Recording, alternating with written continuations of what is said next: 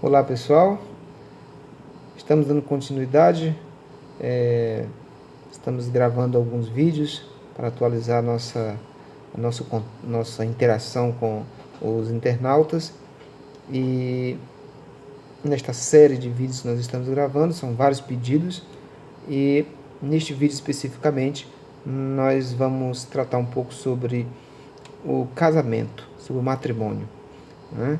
E algumas pessoas têm dúvidas na verdade não é bem sobre o casamento, né, mas sobre o divórcio, em que circunstâncias a pessoa pode se divorciar. E então eu vou dar a minha opinião a esse respeito. A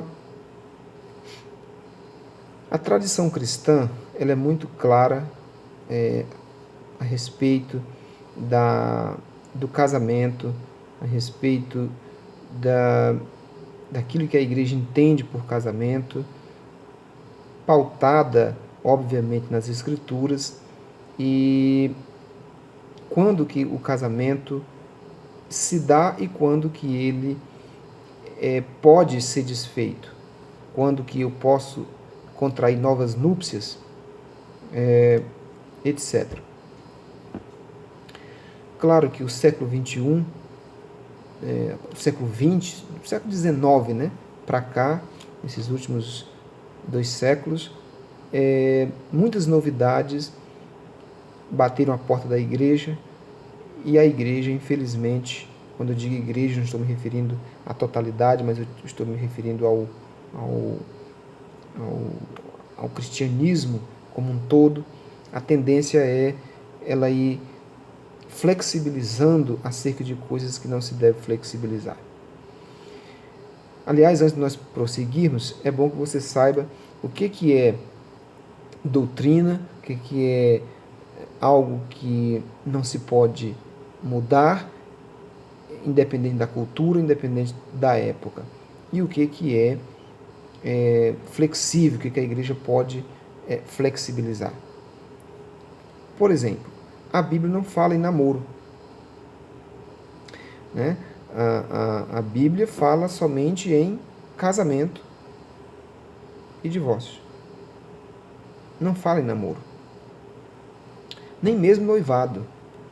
Porque o noivado bíblico, ele era um noivado diferente do de hoje. Hoje, quem, vamos assim dizer, noiva, ele legalmente não está casado. Vamos assim dizer que é um passo acima do namoro e abaixo do casamento. É meio até sem sentido essa questão de noivado. Então, seja o namoro, seja o noivado, biblicamente não existe.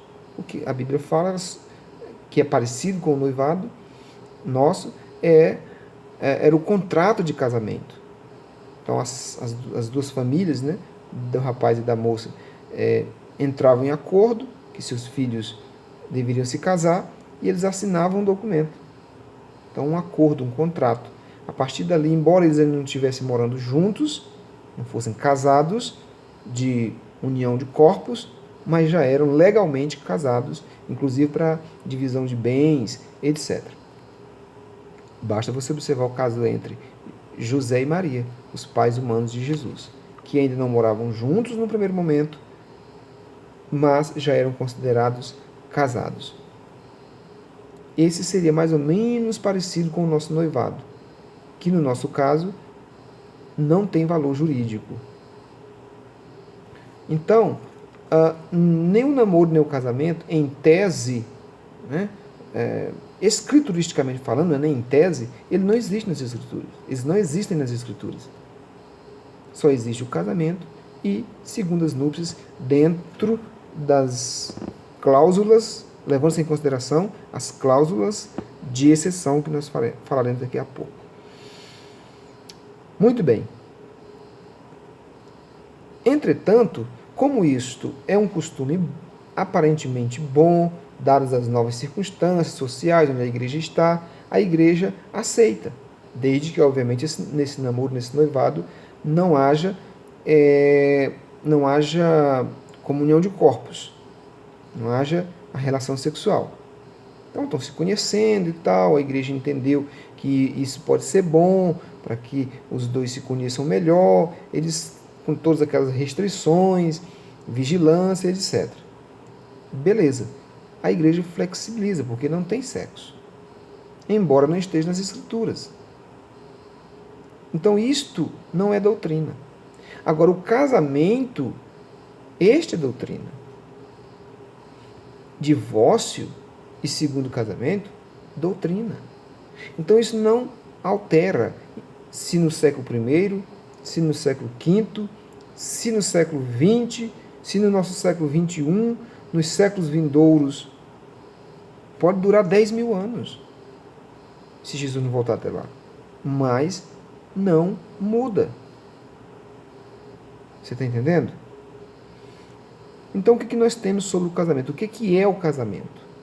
Casamento bíblico é quando um homem e uma mulher resolvem conscientemente se unir pelos laços sagrados do matrimônio. Então eles comparecem diante da comunidade, é bom que se diga isso, diante da comunidade, não pode simplesmente eu e a minha namorada nos encontrarmos debaixo de uma árvore e trocarmos de aliança e aparecermos na comunidade casado. Não. A Bíblia preza sempre pela comunhão,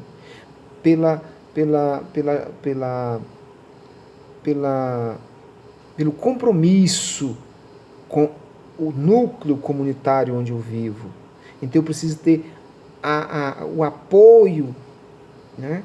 a consideração e o aval, né? A chancela da comunidade. Comunidade esta que está, ou deve estar, chancelada pelas leis do país. Claro que se essas leis não ferirem a Bíblia, e obviamente pela Bíblia. Então, quando esta comunidade concorda com a minha união, e aí há a cerimônia conforme os princípios comunitários, aí há a bênção divina. E só depois desta cerimônia é que deve haver as núpcias, o encontro de corpos. Então, desses dois momentos, momento comunitário e o momento de encontro de corpos, é que então acontece o casamento.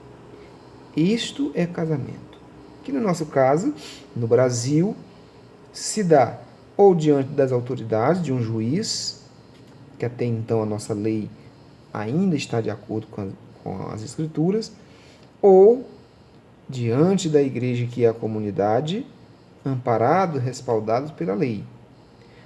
Detalhe, tem algumas igrejas que estão fazendo casamento só religioso, sem a chancela da lei. Não está certo. Porque a Bíblia tem, e neste caso, vamos assim dizer, ter o amparo legal. E de acordo com a Constituição, a igreja é separada do Estado.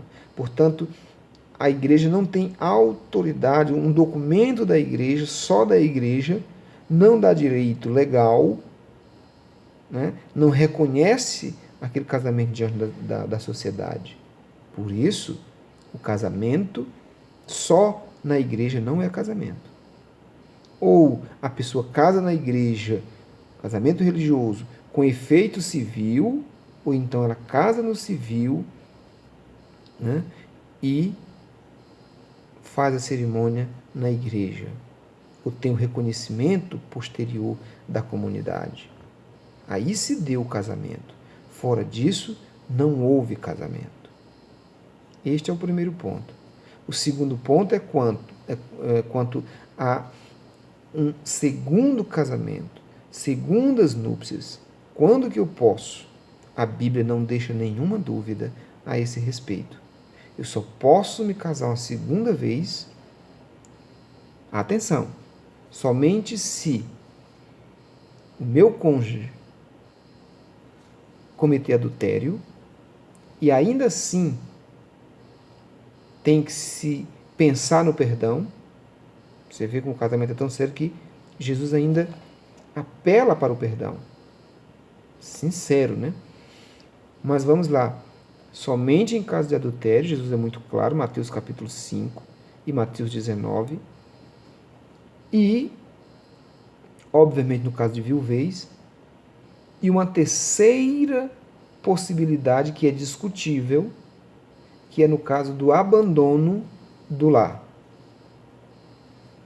Isto com base nas palavras de Paulo, na primeira carta aos Coríntios, capítulo 7, algumas pessoas, alguns intérpretes, veem nas palavras dele ali essa terceira possibilidade. Então, o cônjuge abandonou o lar, desapareceu, sumiu, não quis saber e deixou o cônjuge sozinho. Então, ainda há essa terceira possibilidade, no caso de abandono do lar, que é discutível. Em nenhuma outra situação mais há a possibilidade de um segundo casamento. Mas o que nós vemos são alguns pastores trazendo para dentro da igreja a seguinte confusão. Mas eram jovens demais, casaram com 20 anos, 3 anos depois estavam separados. O que fazer agora com esses jovens? Eles não vão aguentar. Eu lamento muito. Eu lamento em dizer, mas as Escrituras não dão respaldo para isto. É por isso que antes de eu casar, eu tenho que ter muita certeza do que eu estou fazendo. Acompanhamento, curso de noivo, enfim, aconselhamento pastoral ou com pessoas mais experientes e que, portanto, a pessoa tenha muita certeza do que ela está fazendo. Porque fora dessas 3 situações, sendo que a terceira é discutível, a pessoa está em adultério. Está em adultério e não cabe a mim dizer se essa pessoa, se assim morrer sem abandonar, se ela vai ser salva ou não.